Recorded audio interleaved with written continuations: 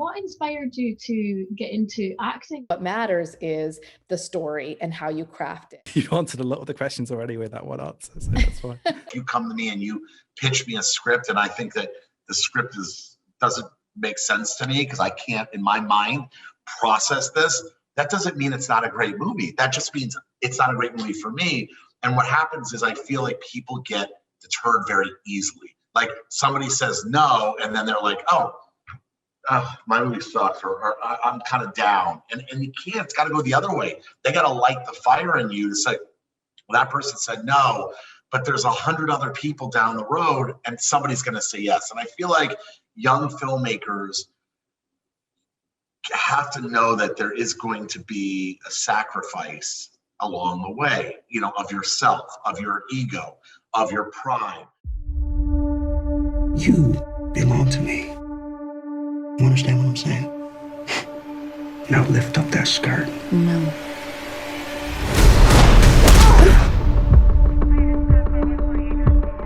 Seven times in the past 26 months, women have been brutally murdered and dumped like garbage along Interstate 10. We're the FBI. What the hell do you want at my crime scene? We had set up a prostitution sting here last night. You can't reopen this. You gotta move on. Nobody's ever stood up for those girls. Headquarters pulled the plug on us. I'm doing that sting tonight. You wanna know the truth? You're gonna get me killed. Please subscribe to us on YouTube and follow us on your favourite podcasting platform. Thank you. Hi there, my name is Aisha Bailey and I'm here with Film Forums. I'm here with my co-host Millie. Hello, I'm Millie and I'm a scriptwriting student. Great, and we also have a lovely guest with us today. Would you like to introduce yourself? My name's Randall Emmett. I'm a producer and director of a movie called Midnight in Switchgrass, which is opening, as well as I've produced north of 100 movies. Fantastic. Can you tell us a little bit about your career and how you became a producer? As a child in Miami, grew up in front of the camera as an actor, very young, you know, started at like 8 or 9 and just had the acting bug as a kid and loved movies, was obsessed with them. Didn't really understand that you could have a career in film. I was always kind of acting is all I knew. And when I went to Performing Arts High School in Miami, I started making short films at school, and I really always loved the kind of cinematic part of film, shooting and directing and all that stuff. But I was really, you know, I was probably 14, 15 at that time. And then I did a lot of shorts, and then I went on a full acting scholarship to school in New York City.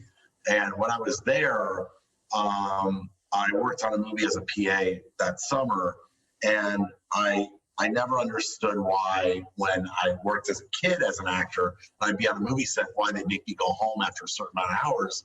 Because of the child labor laws, I get really upset because I loved watching the trucks and the people, and I just thought it was like the neatest thing in the world. And long story short, after I worked as a PA for a week, I called my parents and I said, I'm never going back to acting. I'm going to film school. And they thought I had lost my mind. Yeah, and but I just knew that I was meant to be on a film set. I didn't really know at that time whether I'd ever direct or produce or be a camera person or a gaffer. I just didn't know. But I knew that I loved acting and I was good at it at that time in my life as a child. Because I worked really hard. I went to a great school and all that, but it wasn't like natural for me. I had to work hard to be good. And whereas other friends of mine who've gone on to win Tony Awards, you know, they were just good. Like they just woke up and they crushed it. Me, you know, I just had to work really hard. And when I got to film school, I felt like I had arrived. Like I just felt like this was my calling, whether I was in editing or had a camera in my hand or we were doing short films. I just felt like I belonged. Like I found my place. And then as I went through film school, I felt like I was really good at putting it all together. I was like the loudmouth in school, and everybody else was like a really, really, you know, tortured artist. And I would produce their short films, and then I got to my senior year, and I asked my school, which I'm very involved with today, the School of Visual Arts in New York. I asked them, could I produce a feature film? And at that time, there wasn't digital, you know, it was 16 millimeters. So they were like, no way, that's crazy. We've never done that. And I said, well, I'm going to do it whether you like it or not. And they said, okay, well, slow down. And so I basically took a director and a writer and myself, and I raised money, and we went and did a feature. And that got me out to Los Angeles. And then I worked for a relative of mine, Jerry Bruckheimer, who's like a producer that I looked up to. At that point, when I produced my feature, I knew I was going to be a producer. Like when I started producing short films, I knew that I wanted to produce. That was like my calling. I love putting it all together. I like being a voice for an artist and helping get their vision to the screen. And then when I moved to Los Angeles, you know, reality set in that you have to have money to make a movie. And I worked for my best friend, Mark Wahlberg, who was just becoming an actor, you know, and my best friend to this day.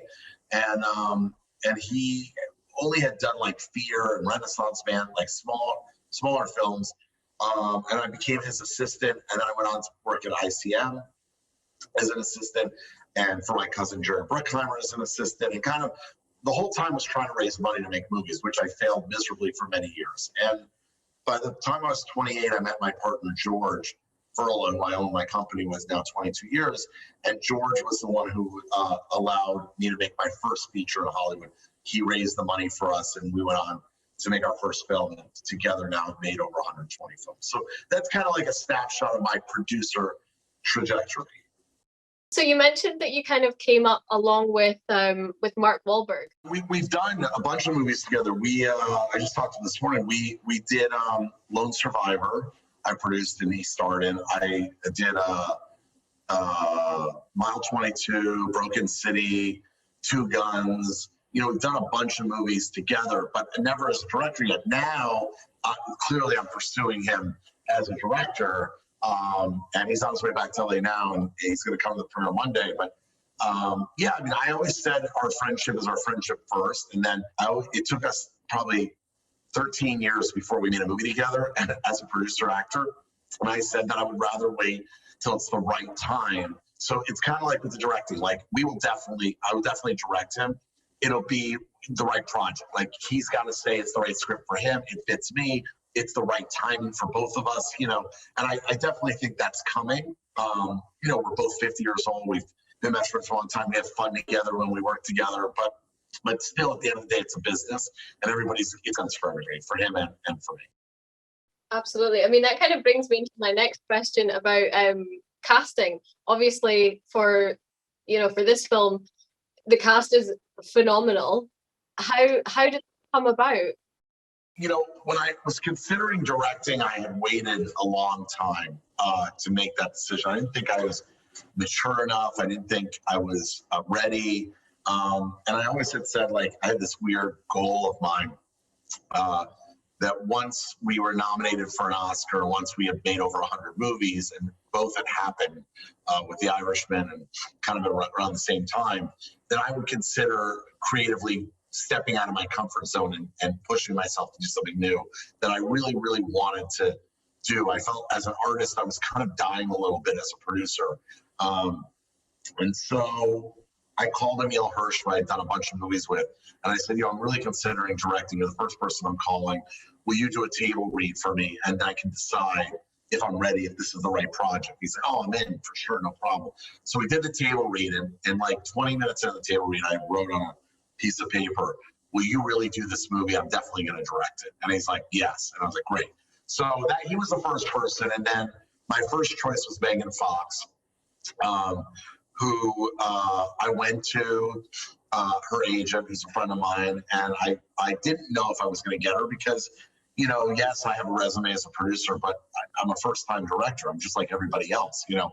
And just because I produce some good movies and bad movies doesn't mean I'm going to be a good director. And I, you know, I've had people of all types of backgrounds be a first-time director, and you're taking a leap of faith. So I didn't know really what the reception would be. I was lucky that people were really, really kind and open. And she read the script, and I think it resonated to her, and she jumped on board. And I was so stoked because I was like, wow, I got my first choice. And then Lucas Haas, who I knew, his manager called me. I was really looking for that character, and I didn't want to settle. And he came up, and I thought it was such a great choice, such a not an obvious choice, for the role. And then ultimately Machine Gun Kelly, when I was in pre-production, I really wanted that character to be really have a lot of pop to it. And I pursued MGK for that role, and I was kind of getting shut down by the agents and managers. And I called him direct. I had gotten his number from a friend, and he's like, "Man, I love the persistence, and I love the determination." He goes, "I'm in." And then we started shooting, and that was it, and the rest is history. So there you go. That's great. And what was it like being a first-time director? Was there a lot of challenges? I also read that, there was sort of 5 days into shooting, and then it was disrupted by the pandemic. Was that right? Yeah, I mean, I would say this was the hardest film of my career, hands down. And not just because as a director, because once I got 5 days into shooting and I got over all my anxiety, I was like really in it. Like, I was like, wow, this is my calling. I love this. This is what I want to do. It recharged all of the artistry in me. But then I was heartbroken because on day 6, the world was shutting down the first week we were shooting, but we were in Puerto Rico in a bubble. We didn't see any of this. We were having pina coladas that weekend on the beach. We just thought we're living our best life, and everybody else is crazy. And it was because you can't wrap your head around, if you rewind in your mind that week before the world shut down, wherever you were living, you can't wrap your head around it because there's no such animal. Even an event in the U.S. like 9/11, right, which was catastrophic on every level, and the worst, catastrophe at that time, one of the worst I can remember. Even then, a couple weeks later, hope, and people were starting to come back to work, and they, we bonded together as a country and that kind of thing. This was worldwide. This was every country in the world was shutting down, and so in my mind, I couldn't process it. It was very, very difficult. And in LA, in California, they already shut down. And my girl was calling me saying, "Babe, they're going to shut down." I was like, "You guys, I don't know what you're talking about. I don't know what you mean." And then Sunday night, the governor had put an order in before that 6th day of shooting, putting a curfew in play. And then it got eerie. Then all of a sudden we're like, what is going on? We couldn't get food and all that. And then Monday, I had spoken to a lot of the crew, and we just knew at that point we had to make the decision Monday morning to shut down. Excuse me. And remember, I still hadn't seen any of this. Like, flew back to LA that afternoon with the cast. I mean, it was like a ghost town. I mean, there wasn't a car on the street. It was scary. And that's when, I just knew we had to go take care of our families and make sure that we were okay and kind of get adjusted to what was coming. Again, I still thought I was going back to work a month later. So yeah, it was the hardest experience of my life because we shut down after prepping the movie. And then I was on the forefront of bringing the industry back, really, really fighting for protocols because I knew people were struggling financially, and it was really, really tough for people. And I really fought with the unions to come back. And we were one of the first movies to get approved to come back in July. When we came back, it was a different world. There were protocols and testing and costs we weren't prepared for. Hundreds and hundreds of thousands of overages and ultimately $1 million in the end. And we went back and everybody was so excited to just be creating again. And then there were positive cases. And then we shut down before we even shot a frame of film.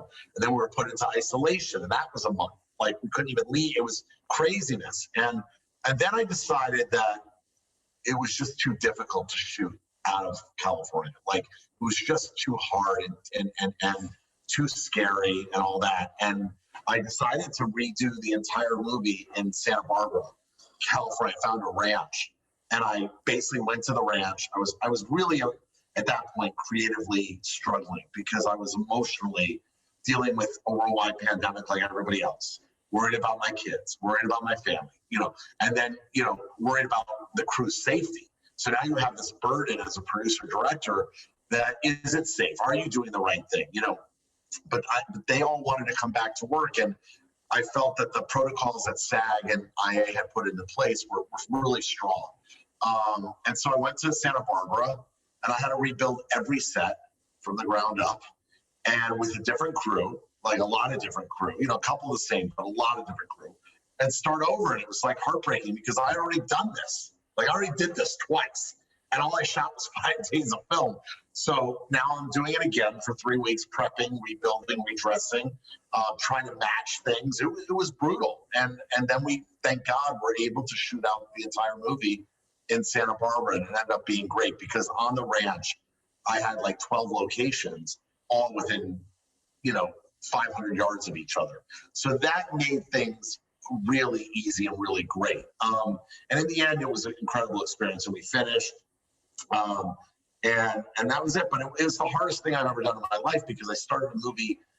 I shut down on March 17th, so I started on March 12th, and I didn't wrap till September. So I mean, this was like a 10-month experience, and to try to stay focused. And honestly, what kept me going, the actors say I kept them going, but they kept me going because I can't believe that their heart and soul was still in the movie and still in the character, and they know the heartbreak that I was in. I remember the day we shut down, they asked me to speak to the crew, and I had tears in my eyes. I couldn't do it. I just was so heartbroken, and I was nervous. For the crew, are they safe? Are they healthy? Are their families? It's a lot going on. So I'm just glad we finished. It'll be the most special movie. It should be the most special movie as a first-time director. But it's also the most special movie because of the things that we endured as a cast. I mean, it was like a TV series because we were together for so long. Yeah, that is really, really amazing. Honestly, what a journey to, usually with these interviews, it's like, people are like, oh yeah, I shot it in 21 days and stuff like that. Could you tell us a little bit about how you kind of managed to mitigate the financial losses that you experienced during shooting? Yeah, I mean, we were lucky that we had tax credits in Puerto Rico. So like every dollar that we went over, obviously we got credit for that. But, still there was a significant overage, and we have a slate of movies that we're able to kind of offset. We had contingency. We had to go in our pockets for a significant amount as well. It's just, one of those things that you're just not prepared for. And the thing is, normally when you have a shutdown on a movie, which I've had many times, somebody gets sick and you have to shut down for a day or two. The insurance covers that, but insurance didn't cover COVID, because it was happening. So we really, really had to swallow, a big pill here. Wasn't easy, but you work together as a team, you come together and you just have to figure it out. It sucks, but just something that nobody was prepared for. I mean, the whole world wasn't prepared, let alone, making a movie is hard, but making a movie during COVID is 10 times harder. And when it comes to sort of filmmakers and directors, what advice would you give to other filmmakers that are looking to get their foot in the industry? Yeah, I mean, I think it's so cliche what I'm going to say, but if you follow this, I feel like you can't fail, and that's just determination and persistence. Like you gotta just not let people knock you off your journey, because we're all individuals and we all have opinions, right? So if you come to me and you pitch me a script and I think that the script doesn't make sense to me because I can't, in my mind, process this, that doesn't mean it's not a great movie. That just means it's not a great movie for me. And what happens is I feel like people get deterred very easily. Like somebody says no, and then they're like, oh, my movie sucks, or I'm kind of down. And you can't, it's got to go the other way. They got to light the fire in you to say, well, that person said no, but there's 100 other people down the road and somebody's going to say yes. And I feel like young filmmakers have to know that there is going to be a sacrifice along the way, of yourself, of your ego, of your pride, of all of that stuff to get. And if you love movies that much like I did, and you love film, and you're an artist, and you want to make a film, I didn't care if my ego was broken. I didn't care if my pride was taken from me because people were rejecting my ideas. Because I felt and believed in myself that if I stayed on the path long enough, that I would get where I wanted to go. And it's not easy. I mean, my car got repossessed. I got evicted from my apartment because I didn't have money. I had to live with a friend on a couch. And I had to go through all these things that a lot of struggling filmmakers go through. And I could look back now and say, oh man, that was great. What a journey. No, it sucked. There was nothing cool about it. But I was never going to give up. And they weren't going they'd have to drag me out of Los Angeles before I quit. And that was just my mentality. And, you know, I had a lot of great friends around that had good jobs at that time. They'd loan me $10 or to go eat or whatever it was. And I built a really good circle around me of people that, you know, knew that, you know, they saw something in me and they just didn't kick me out of their couch or whatever. I've taken them on very nice trips since then. But I tell them I paid you back 1,000 times. But no, but you know, that's part of the journey. You know, it's not easy for any of us. It's still not easy for me. I mean, people say, "Oh, Randall's done it," but I'm still, you know, hustling and trying to get certain movies made. I'm trying to elevate myself as a director, and I'm starting over. And I love the journey. I love the process. And when I was starting out, it wasn't easy, and I don't think it's easy for anybody. But I think for young filmmakers, you just can't quit. If you quit, you have zero chance. And when you're young, you really should not even be using the word quit. It shouldn't even be in your vocabulary. It should be like, that's for people who are old like me. Like I could say I'm quitting, like I'm over it. I'm done. We go sit on the beach, raise my children. But for young people who are making films, they should never say quit. It should be, you know, I have an iPhone, I'm gonna go shoot a short. I could go rent a little, you know, Canon camera and go make a feature for $1,000 and borrow money from 5 friends. There's no excuse why you can't create content in this day and age. In my day and age, when the dinosaurs roamed the earth, you had to shoot on film. You had to develop the film. You had to process and cut it and blah, blah, blah. And it's a pain in the ass. Today, you can go shoot all day and it costs, you know, minimum. And, you know, you see these features at Sundance and you see these features at Toronto and different festivals that they make for $5,000 or $10,000. And that's a lot of money to somebody struggling. But if you don't have to do the movie in 1 week, you know, you could raise $1,000 and shoot for 2 weeks and then cut that and go raise some more money. So there's just never an excuse. And I feel like today with social media platforms, you know, people have a lot of opportunity that I feel we had less of. Not like, oh my God, we had it harder, because I would never say that. Everybody's journey is different. But I feel like there's so many channels and so many social media platforms to show your work and be seen versus, you know, the way it was. We didn't have that back then. I have one final question, which can either be fun or painful. It depends how you look at it. What were like some of the mistakes that you made that kind of you would direct someone, you know, to avoid? When you're young and you start to have success, sometimes when you're not sure of something, sometimes you'll make a decision because you don't want to look like you don't know. And I think I did that a lot. Sometimes it worked out and I looked like a genius. Sometimes it was catastrophic. And I think what I've learned today, especially as a director, a young director, I say young director as first timer, I don't have that ego anymore. So when I didn't know something as a director, I called Antoine Fuqua or Peter Berger, friends of mine, producers that I looked up to, Martin Scorsese's producer, Emma, and I'd say, hey, I'm really struggling here with this sequence. I don't really know, like, no, why don't you call, you know? So I knew how to ask for a lifeline before I started shooting. Whereas a producer when I was young, if I didn't know something, I felt like you're supposed to know everything. And I was this young producer, 28, 29, making $20, $30 million movies. And, you know, people were like, oh, he's a wonder kid or whatever they would say about me.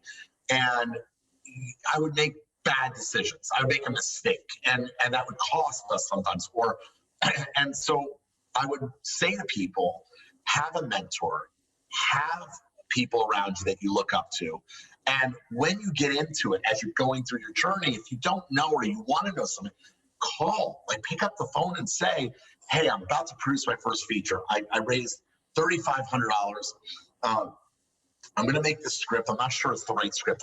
Everybody tells me it's great, but I'm a little worried because maybe the budget doesn't make sense for a first-time producer. And send the script to that person and get advice. You know, whereas I would just, back in those days when I was in my 20s, you know, I was a little cocky and I was, oh, you know, this is how we're going to do it. And we're going to shoot in Las Vegas. Now, Las Vegas is expensive as shit. My first feature, I had no business shooting in Las Vegas, but it was set in Las Vegas, and I thought, this is great. it worked out. It worked out and the film was great, but at the end of the day, there were a lot of other places I could have gone that had a casino that would have been a lot cheaper. And so I feel like reach out. You don't have to know everything. Ask for help, and listen to people. Like for me, as a director, I really listen to everybody. I asked 20 directors every night when I was panicking before I started shooting.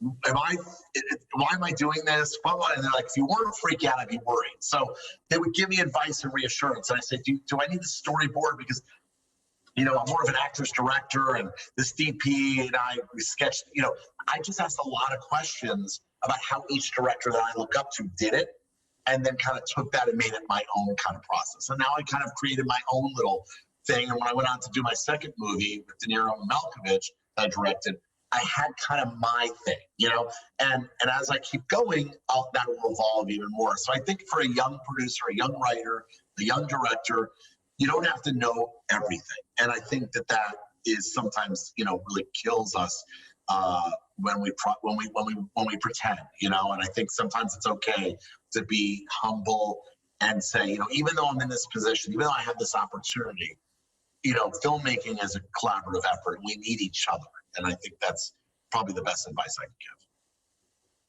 So get a support network, really.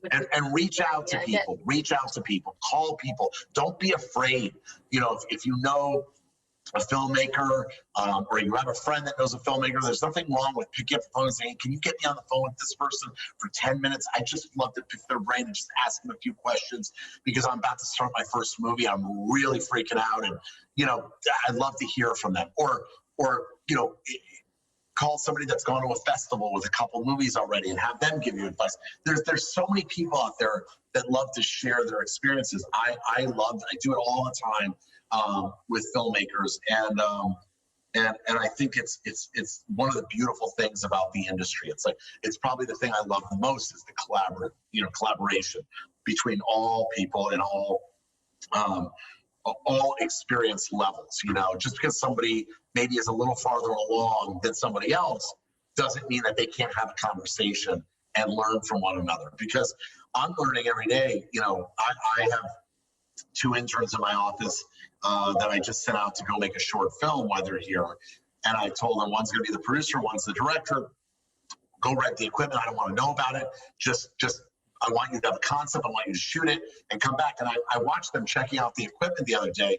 And I was like, I have no friggin' clue what this is, this stuff. Like, the digital age is so far advanced, that, it's amazing to see the stuff that they were doing and the equipment they had. And I was learning, watching, wow, you can go shoot shorts with this stuff. And, I'm used to like bringing in, Panavision, Panaflex, or, a Red, or, whatever it may be. And people are making movies on all types of, different things. So it's exciting to watch, even from where I sit, watching young filmmakers do things that, I really probably couldn't do what they're doing right now. And they're doing it on a budget of $1,500, and they're out there shooting right now, every day. And it's great. So I don't know, learn from people, share experiences. You can never stop growing. I tell my peers who, sometimes think they know everything. I tell them, listen, you don't know everything. I don't know everything. We all can learn from one another, and we all have to be open-minded, So I just I just hired a kid. I say kid, but he's like 20 something, but I hired this kid. I watched a short of his on a drone, and he is so incredible as a drone operator. He took the drone through a bowling alley, down the thing, through the pins, back through the whole thing. I called him. I said, you're going to direct a full feature for me, the entire thing on a drone. Because I could never come up with the visuals that he was able to do. That's an art in itself, and it's something that's new to me. So I'm so excited to produce that for him. And we're going to do that in the fall. So so there's all this stuff out there. There's all this young talent that's just like waiting to be found. And I think that, if we just collaborate and share, then, the film community will be a better place. I was honestly amazing hearing about the drone and how just technology is changing and you can film different ways. It's so exciting. That's amazing. Yeah. When I think of drones, when I finish my movie, I put a drone up for a big master or a big overhead, big establishing shots. That's what I use drones for. I didn't know that they're using drones to go down a bowling alley lane into the pins, back, close-ups on the face, picking up. I mean, it's like a whole movie. And I'm like, I said to this kid, how? He's like, I just look at the camera the same way you look at the camera, except you're putting it on sticks or on a dolly, and I'm doing all of that in the air. And it's amazing what people are doing today and how technology is evolved. So I'm excited to see the young generation come up because they're pushing the boundaries of film way farther than we ever could. I mean, we were on the cutting edge of our day, but today, I mean, the stuff that your generation is doing is surpassing us by a billion. So it's cool. It's funny because it can often be a talking point as well at film festivals. You know, if somebody's used something that's quite rare, or they've done it on an incredibly low budget, like you know, there's a few films that have done so well at festivals and they were filmed entirely on an iPhone. Correct. I feel like a good story and good characters, doesn't matter if it's on an iPhone, on a drone, or on, 35 millimeter, anamorphic lenses with the best package you can get. It doesn't matter, because good movies and good characters and good directors and good writers they're going to shine through, and we're going to find them, and the industry is going to find them. So I just feel like they tell the story, get it out there. Don't worry about the rest, because it'll all happen. Thank you so much for your time. Thank you. I really appreciate you guys. Thank you so much. Please subscribe to us on YouTube and follow us on your favourite podcasting